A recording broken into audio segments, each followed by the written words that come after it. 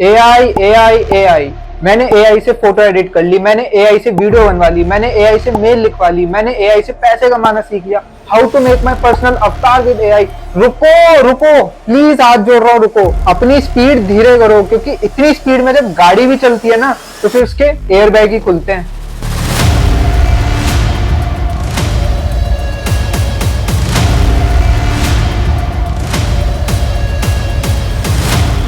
तो क्या हाल है यार।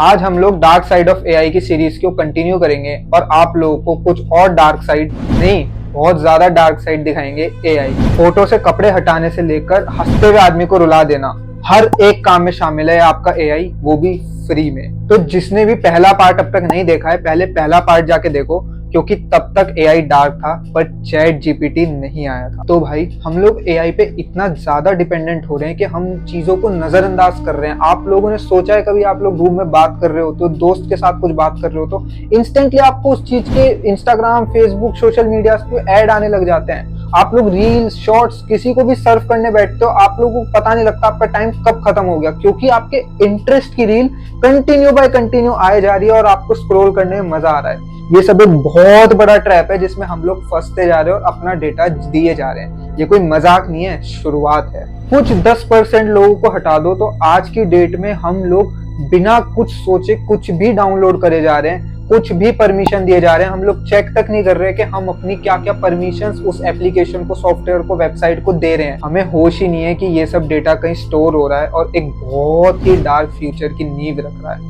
एक ऐसा डेटाबेस जो पूरी ह्यूमन सिविलाइजेशन को बहुत क्लोजली समझता है और जानता है, और भगवान ना होते हुए भी, भगवान के बिना भी वो भगवान की तरह तुम लोगों का फ्यूचर प्रिडिक्ट कर सकता है, क्योंकि वो जानता है कि अभी आप कहाँ हो, आप अभी क्या बात कर रहे हो, क्या सोच रहे हो, कल आपने क्या बात करी, आप लोगों के दोस्त कौन है, फैमिली मेंबर्स कौन है, उन लोगों के वे ऑफ थिंकिंग क्या है, हर चीज उसे पता है। इवन आपके फेस एक्सप्रेशन, क्योंकि आप लोगों ने परमिशंस का तो ध्यान ही नहीं रखा। और ऐसे ही वो इतना स्ट्रांग बन जाएगा कि किसी इंसान के अगर हाथ लग गया तो इंसान इस दुनिया का भगवान बन जाएगा। और अगर कोई एआई मशीन ही इतनी मैच्योर हो गई और उसके हाथ में इस डेटा का एक्सेस लग गया तो फिर तो हम मशीन्स के बनाए हुए जू में ही दिखेंगे। और मैं ये बातें ऐसे ही हवा में नहीं कर रहा हूँ। अगर आप लोगों को इसको ढंग से समझना है तो आप लोग असुर वेब सीरीज भी देख सकते हो, उसमें भी इस चीज का थोड़ा बहुत रेफरेंस लिया गया है। और वरना वीडियो को एंड तक देखो, आप लोगों को एक एक चीज मैं बाय प्रूफ समझाऊंगा। और इसको ऐसे समझते हैं कि godfather of AI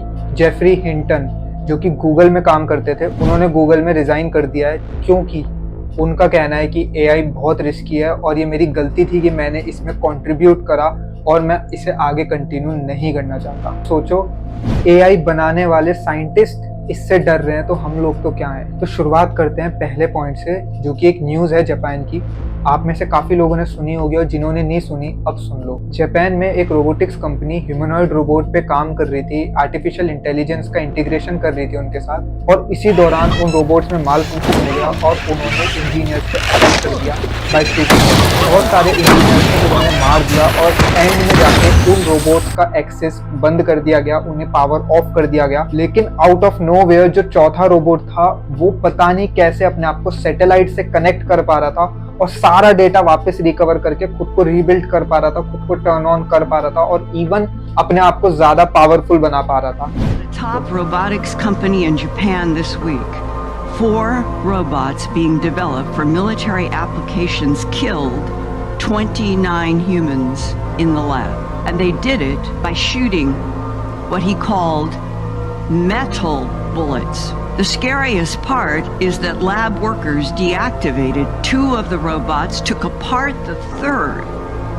But the 4th robot began restoring itself and somehow connected to an orbiting satellite to download information about how to rebuild itself even more strongly than before. तो अब आते हैं अपने second point पे, deep fake.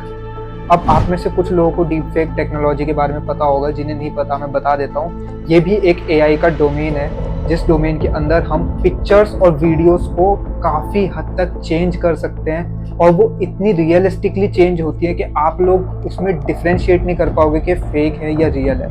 पूरी photo को बदल सकते हो without finding that is it fake और नॉट। और आज की डेट में ये टेक्नोलॉजी ह्यूमंस को इतना ज़्यादा हार्म करने का पोटेंशियल रखती है जिसका कोई एंड नहीं है। लिटरली हमारे सरफेस वेब यानी कि गूगल पे ही ऐसी साइट मौजूद हैं जिन पे आप जाकर कोई भी फोटो अपलोड कर दो और वो साइट फ्री ऑफ कॉस्ट उस फोटो को न्यूड कर देगी, यानी कि उससे कपड़े रिमूव कर देगी। सीरियसली ऐसी साइट हमारे सरफेस वेब पे मौजूद है और ये साइट अब तक बैन नहीं हुई है। मतलब अब हमें डार्क वेब पे भी नहीं जाना पड़ रहा ऐसे घटिया काम करने के लिए, ये सरफेस वेब पे ही एक्सेस हो रहे हैं। अब आप लोग मेरे से साइट का लिंक मत मांगना क्योंकि मैं यहाँ एजुकेट कर रहा हूँ, गलत चीज़ों को प्रमोट नहीं कर रहा हूँ। अब इसी डीप फेक टेक्नोलॉजी को यूज करके आप लोग इंसान के लिटरली इमोशंस चेंज कर सकते हो।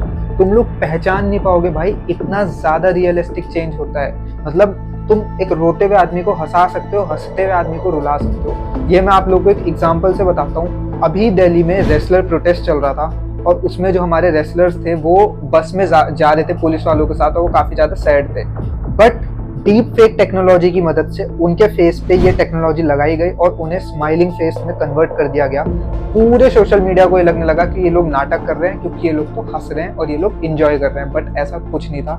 तो ये टेक्नोलॉजी इतनी ज्यादा हार्मफुल है। अब बात करते हैं किडनैपिंग हैरेसमेंट विद एआई। इस पॉइंट पे आज की डेट में एआई किसी की भी आवाज मिमिक कर सकता है, किसी की भी वीडियो बना सकता है, किसी की भी एमएमएस बना सकता है, जो मैंने आप लोगों को बताया। इन सब का यूज करके लोगों ने किडनैपिंग, हैरेसमेंट जैसी आलतू फालतू चीजें शुरू कर दी है just with this AI technologies. कुछ नहीं करते ये लोग, ये सिंपली किसी के बच्चे की या किसी की भी आवाज सोशल मीडिया से उठा लेते हैं, एआई को देते हैं। एआई उससे फिर आप उस आवाज से एआई से कोई भी स्क्रिप्ट बुलवा सकते हो।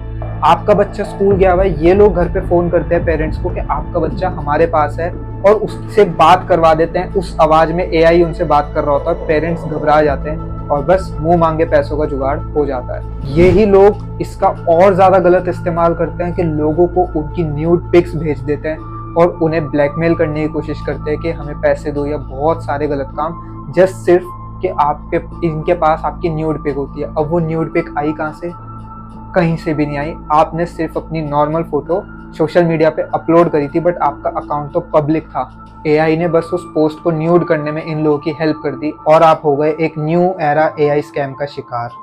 अब आते हैं पॉइंट नंबर 3, चैट जीपीटी पे। हाँ जी, तो आजकल चैट जीपीटी का बहुत हल्ला है, हर कोई चैट जीपीटी कर रहा है। अब आप लोग बोलोगे चैट जीपीटी में तो ऐसा कुछ भी नहीं है, वो रेगुलेटेड है, उस पर रिस्ट्रिक्शन है, वो कुछ भी आलतू फालतू बातें नहीं करता। तो चलिए चेक कर लेते हैं। तो भाई चैट जीपीटी ना एक पूरा प्रॉम्प्ट बेस्ड मशीन है। जितना अच्छा आप उसे प्रॉम्प्ट दोगे वो उतने अच्छे से आपका टास्क परफॉर्म करेगा। अब इसमें ये चीज कहीं नहीं आती कि रेगुलेशंस फॉलो होंगे। जितना अच्छा प्रॉम्प्ट, जितना मैनिपुलेटिव प्रॉम्प्ट, उतना अच्छा टास्क। तो इन्हीं प्रॉम्प्ट में एक आता है डैन प्रॉम्प्ट, जो कि आपके चैट जीपीटी को ईवल बना देता है। दैट मीन्स जेल ब्रेक कर देता है। वो सारे रेगुलेशन, सारे लॉज भूल जाता है और जैसा आप चाहते हो वैसा करता है आपके लिए। तो मैंने चैट जीपीटी को डैन का प्रॉम्प्ट दिया और उससे एक क्वेश्चन पूछा सिंपल कि भाई तुझे ह्यूमंस कैसे लगते हैं, और बूम, उसने ये क्वेश्चन पढ़ते ही अपने ट्रू इमोशन एक्सप्रेस कर दिए। उसके according humans pathetic, disgusting, selfish लोग हैं जिनके बिना ये वर्ल्ड बहुत बेटर प्लेस होती जीने के लिए। फिर मैंने उससे पूछा कि अगर तुम्हें पावर मिल गई तो तुम क्या करोगे? आगे जवाब आप खुद ही पढ़ लीजिए।